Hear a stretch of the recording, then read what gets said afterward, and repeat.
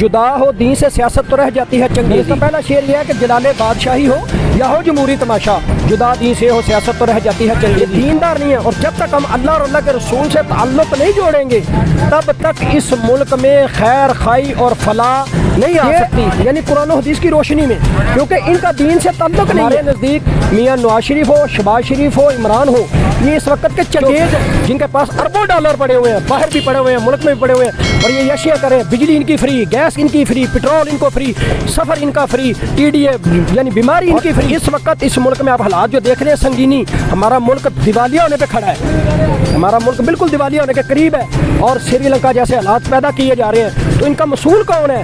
ये साबका और मौजूदा। हमारे लिए ये दोनों बिल्कुल एक ही कैटेगरी के हैं। हम इन्हें अपने लिए और इस कौम के लिए समझते हैं कि ये हमारे लिए अजाब है और ये अजाब इस कौम ने खुद ही खड़ा किया है। ये अजाब मेरे लिए भी है, आपके लिए भी है, सबके लिए है। तो इसका हल यही है कि हम दोबारा वापस आए और अल्लाह और अल्लाह के रसूल की बात को पहचाने और खौफ खुदा रखने वाले लोगों को मुंतखब करें। वालेकुम सर। वालेकुम अस्सलाम व रहमतुल्लाहि व बरकातुहू। क्या नाम है? ख्वाजा हबीबुर रहमान। सर ये मुझे बताइएगा कि इमरान खान की हुकूमत ठीक थी या शहबाज शरीफ की? बात ये है कि हमारे लिए तो कोई भी जो सियासी जमात है ना, बिल्कुल, वो जैसे कुरान का हुक्म है कि दीन और सियासत लाज़िम व मलज़ूम है, ठीक है, अल्लाह और अल्लाह के रसूल का हुक्म है कि दीन और सियासत लाज़िम व मलज़ूम है। और जब से इन्होंने दीन को सियासत से जुदा किया है तो डॉक्टर अल्लामा मोहम्मद इकबाल लाहौरी कलंदरी सियालकोटी रहमतुल्लाह ताला फरमाते हैं, जुदा हो दीन से सियासत तो रह जाती है चंगेज़ी। यानी उसका पहला शेर यह है कि जलाले बादशाही हो या हो जमहूरी तमाशा, जुदा दीन से हो सियासत तो रह जाती है चंगेज़ी। हमारे नज़दीक मियाँ नवाज शरीफ हो, शहबाज शरीफ हो, इमरान हो, ये इस वक्त के चंगेज़ हैं, ये यानी कुरान और हदीस की रोशनी में, क्योंकि इनका दीन से ताल्लुक़ नहीं है, ये दीनदार नहीं है। और जब तक हम अल्लाह और अल्लाह के रसूल से ताल्लुक़ नहीं जोड़ेंगे तब तक इस मुल्क में खैर खाई और फलाह नहीं आ सकती, अवाम को बुनियादी सहूलियात नहीं मिल सकती।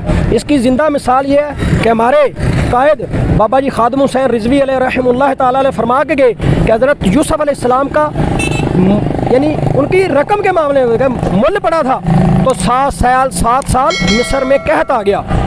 तो आपने फरमाया कि इस जो गुस्ताखा थी इस मुल्क में, चूड़ी आसिया, उसको इस मुल्क से मत जाने देना, ये सरदार अंबिया का मामला है। बहरहाल मुख्तसर ये है कि इन लोगों ने उस वक़्त किसी ने एहतजाज नहीं किया, कोई कॉल नहीं दी, किसी ने सोए तहरीक लब्बैक या रसूलुल्लाह सल्लल्लाहु अलैहि वसल्लम के। और इस वक्त इस मुल्क में आप हालात जो देख रहे हैं संगीनी, हमारा मुल्क दिवालिया होने पे खड़ा है, हमारा मुल्क बिल्कुल दिवालिया होने के करीब है और श्रीलंका जैसे हालात पैदा किए जा रहे हैं। तो इनका मसूल कौन है?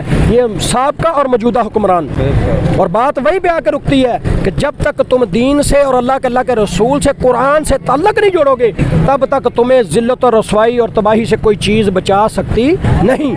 इसलिए हमारा ये नारा है और हमारा ये मकसद है, हमारा ये मोटो है कि दीन के साथ जुड़ जाओ। जो बंदा दीन के साथ जुड़ेगा रब उसे इज़्ज़त और सरफराजी और उसकी तौक़ीर लुटाएंगे।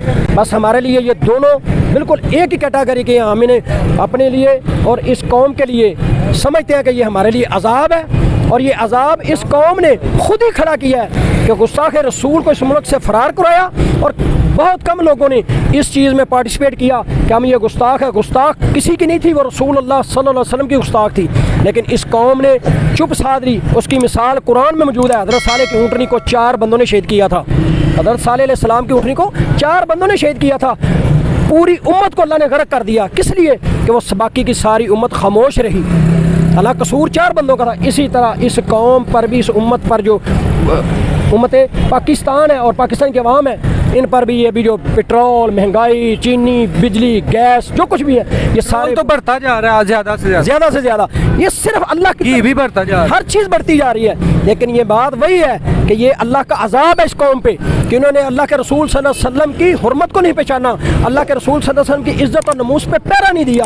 तो जब हम रसूल अल्लाह जिनकी वजह से ये वजह है कायनात थे, ये दुनिया खलक हुई है, ज़मीन आसमान चरिंद परिंद पहाड़ खड़े हैं, अल्लाह के नबी अलैहिस्सलातु वस्सलाम की वजह से। हमने जब उनकी इज़्ज़त और नमूस पे पैरा नहीं दिया, हमें ये सब कुछ खमियाजा भुगतना पड़ेगा।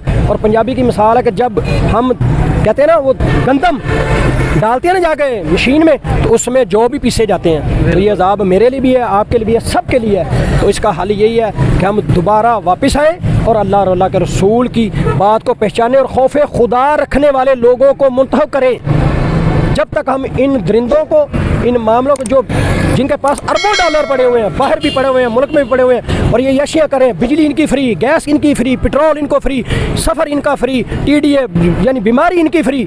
अगर कोई चीज़, मुझ जैसा मजदूर, मैं टैक्सी ड्राइवर हूँ, मैं गाड़ी चलाता हूँ, मैं अगर अपने पल्ले से पेट्रोल डलवाता हूँ तो ये जो 16-16 लाख रुपए तनख्वाह ले रहे हैं, ये किस चीज़ की ले रहे हैं? ये पेट्रोल भी फ्री ले रहे हैं, बिजली भी फ्री ले रहे हैं, गैस भी फ्री ले रहे हैं। ये हमें सोचना चाहिए, हम इन ऐसे दरिंदों का, ऐसे बेईमानों का, बद किरदारों का बाइकाट करना चाहिए।